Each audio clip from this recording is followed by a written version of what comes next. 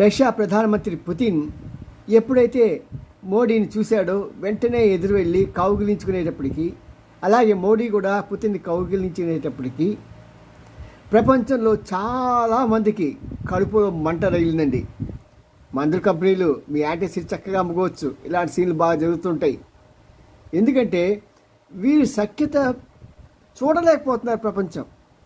ప్రత్యేకంగా Ukraine Zelensky దాన్ని అస్సలు అరిగించుకోలేకపోతున్నాడు. ఏదో తన ఫియాన్సీని మోడీ కౌగిలించుకుంటే ఎంత బాధపడిపోతాడో అంతకన్నా ఎక్కువ బాధపడిపోయాడండి. కారణం ఏంటంటే, ఒక వంకేమో జెలెన్స్కీ అడుగుతున్నాడు, నువ్వు ఒక్కడే మా ఇద్దరి మధ్య రాజీ చేయగలవు అని. అతని దగ్గరికి వెళ్ళి మాట్లాడదాంరా బాబు అంటే అది చూడలేకపోతున్నాడు. ఇది ఎక్కడ కర్మరా బాబు, అసలు నీకు బుర్రా బుద్ధి ఉందా? అసలు ఒక యాక్టర్ని ప్రెసిడెంట్ చేయటమే చాలా బుద్ధి తక్కువ. అందులో ఇలాంటి కామెంట్స్ చేస్తే పబ్లిష్ చేయడం కూడా ఇంకా